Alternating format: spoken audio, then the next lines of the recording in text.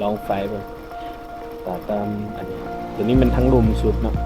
ไอ้เป็นตาสูงทั้งลุมสุดอันนี้ดอกทั้งเทิงวันนี้นะ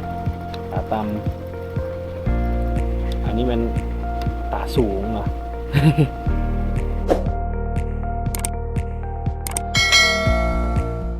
สบายดีทุกคนเนาะเดี๋ยวมื้อนี้เราจะพามารีวิวไฟสปอตไลท์จากเวียดนามเนาะตัวนี้ตัวนี้มันรุ่น BMU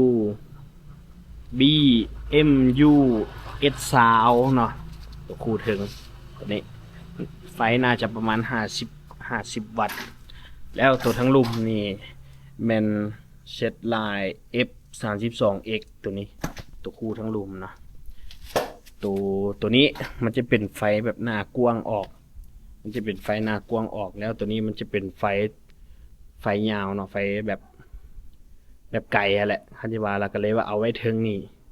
เดี๋ยวเขามาเบิ่งไฟกันว่าจะเป็นแล้วใดเดี๋ยวสิลองเปิดดอกลุมเนาะตัวนี้ไฟต่ำตัวนี้ไฟสูงตัวนี้ดอกลุมเลยดอกเดี่ยวได้นี่ ตัวนี้เห็นปะ เปิดดอกเดี่ยวนะไฟก็สิประมาณเดี๋ยวเขาสิลองปิดไฟเบิ่ง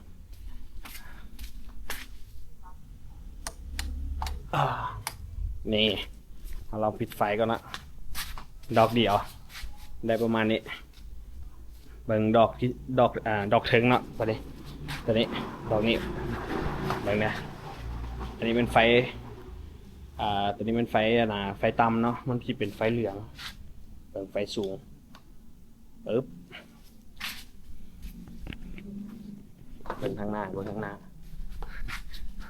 ไม่แน่ใจมันจะแยงตาเขาว่า แต่ว่าไฟโคตรโหดเลยนะเดี๋ยวเบิ่งเขาสีออกไปรีวิวให้เบิ่งอันนี้ถ้าสมมติว่าเอาเปิดตาต่ำอันนี้เป็นตาต่ำตัวทั้งลุมเนาะอันนี้ตาต่ำตัวทั้งลุมอันนี้เป็นตาสูง ตัวทั้งลุม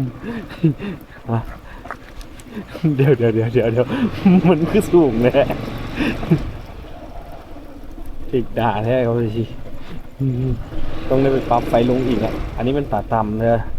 อันนี้มันตาสูงอันนี้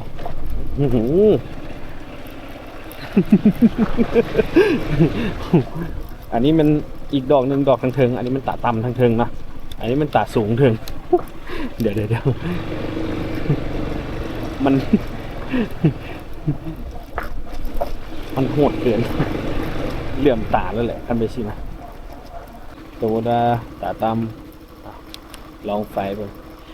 ตาต่ำอันนี้ตัวนี้มันทั้งลุมสุดเนาะไอ้เป็นตาสูงทั้งลุมสุดตาต่ำตาสูงเขาปีนเอาก็ได้เนาะเขาจะได้ตัวสีเหลืองต่ำบอหรือว่าตัวสีเหลืองสูงบอก็ได้เนาะอันนี้มันพาร์ทนี่มันเขาแสงเทิงเนาะไฟพาร์ทอันนี้ดอกทั้งเทิงวันนี้นะตาต่ำอันนี้มันตาสูงเนาะ อันนี้ตาสูงดอกทั้งเทิงเห็นปะทุกคนเห็นปะปูนเป็นแบบสุดหอมพุ่นนะอันนี้มันค่อยๆปิดมาแล้วนี่ปิดตาสูงออกมาตาต่ำปิดเปิดเดี๋ยวเขาชิลองตาเทิงคู่เดียวกันนะนี่เป็นตาเทิงคู่เดียวที่เขาใส่ได้ประจ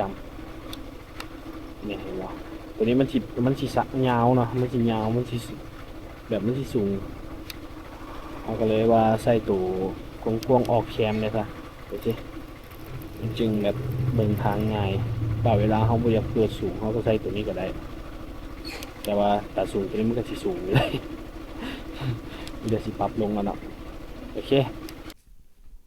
โอเคเราทุกคนเมื่อกี้เราก็ไปรีวิวให้เบิ่งละสำหรับไฟจากเวียดนามนะช่วงนี้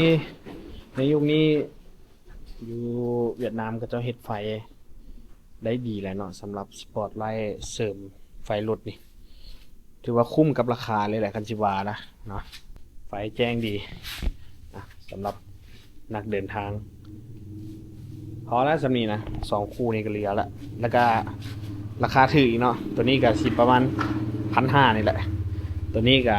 ประมาณ1,200นี่แหละเนาะสมราคาขาจับนี่ก็ซื้อต่างหากเนาะขาจับก็พวกสวิตช์อย่างก็ซื้อต่างหากรวมเบิดก็สิประมาณ 2-3 พันนี่แหละรวมเบิดนี่ก็รวมติดตั้งเมียงพร้อมเนาะถือว่าคุ้มราคาแล้วได้2 คู่นะโอเค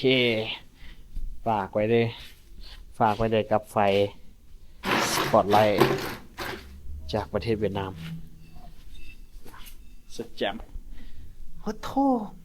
เหลื่อมตาพวกนั้นนะ